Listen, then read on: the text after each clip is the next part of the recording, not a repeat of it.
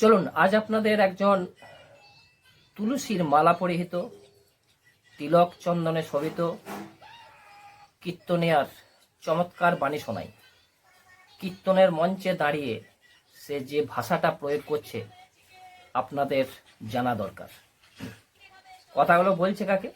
একজন মোবাইল ম্যানকে, মানে যে হয়তো ওই আসরে মোবাইল নিয়ে হয় ভিডিও করছিল বা যা কিছু করছিল। প্রথমে শুনুন সেই ভাষাটা। যা বলবো গাঁট ফাটানো কথা বলবো, ভালো লাগে ডাকবেন, না না ডাকবেন। যা বলবো গাঁট ফাটানো কথা বলবো, ভালো লাগে ডাকবেন, না না ডাকবেন। চলুন এবার গোটা ক্লিপটা দেখুন। যা বলবো গাঁট ফাটানো কথা বলবো, ভালো লাগে ডাকবেন, না না ডাকবেন। আমি এসেছি যখন শাসন করতে যাব, আমার কাজ এটাই। অল্প বিদ্যায় ভয়ঙ্করী হয়ে গেছে তোমরা সকলে। কৃষ্ণ নামের বাসরে বসছে, হাতে তার ফোন। ফোনের ভালো নাম কি বলো? এই ফোনের ভালো নাম কি যে ফোনটা তোমরা ব্যবহার করছো? ফোনের ভালো নাম কি বলো? আরে বলবে তো, ভালো খারাপ একটা বলো না। আমি কতবার তোমাদের সাবধান করেছি, তোমরা কিন্তু এই বাসরে এত সাবধান আমি কোনোদিন দিয়ে করিনি। আপনারা ইউটিউব দেখে নিবেন।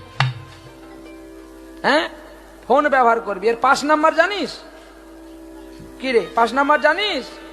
হরি বল জানি, শুধু খেতে জানি আর নোংরা নোংরা লোককে ফোন করতে জানি, আর নোংরা নোংরা ছবি মোবাইলে ভর্তি করতে জানি। শুনলেন, বর্তমানে সোশ্যাল মিডিয়া এমন একটা জায়গা নিয়েছে যে মোবাইল প্রত্যেকের হাতেই থাকে। কেউ কীর্তন রেকর্ডিং করে আপলোড করে নিজের প্রোফাইলে বা ইউটিউব চ্যানেলে, কেউ লেটো গান করে, কেউ কোনো ডান্সের অনুষ্ঠান করে, যে যেভাবে তার প্রোফাইল বা ইউটিউব চালায় এগুলা করে। প্রথম কথা হচ্ছে,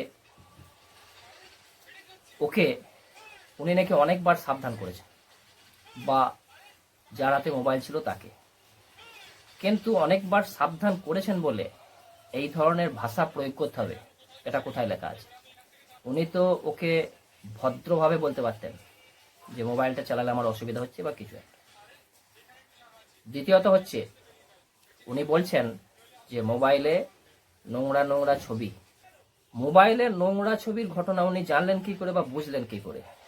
উনি কি এগুলো দেখতে অভ্যস্ত? এটা হচ্ছে দ্বিতীয় প্রশ্ন। তৃতীয়ত হচ্ছে যে গলায় তুলসীর মালা পরে, তিলক চন্দন লাগিয়ে এই ধরনের ভাষা কি বলা যায়?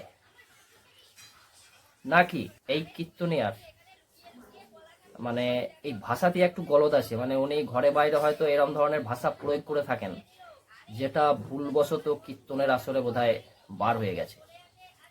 আমার তো তাই মনে হয়। শেষে বলি, এরাই কিন্তু ধর্মের অলংকার, যারা প্রতিনিয়ত ধর্মকে লাঞ্ছিত অপমানিত করে চলেছে। অথচ ধার্মিকরা কিন্তু এই সমস্ত জায়গায় নিশ্চুপ। যখন নাস্তিকরা এই তথ্যগুলো সামনে তুলে আনবে, গালিগালাজ দেবে তাকে যে এ হচ্ছে ধর্মের শত্রু। আরে ভাই, ভালো করে দেখো ধর্মের শত্রু কারা। এরাই ধর্মটাকে তামাশায় নিয়ে গেছে, এরাই ধর্মকে বেশি অপমান করে, এরাই ধর্মকে লাঞ্ছিত করে, এরাই ধর্ম নিয়ে ভণ্ডামি করে, এরাই ধর্ম নিয়ে নোংরামি করে, এরাই ধর্মকে নিয়ে ব্যবসা করে। নাস্তিকরা তো শুধুমাত্র আপনাদেরকে চোখে আঙুল দিয়ে দেখিয়ে দেয়, এটাই তাদের অপরাধ।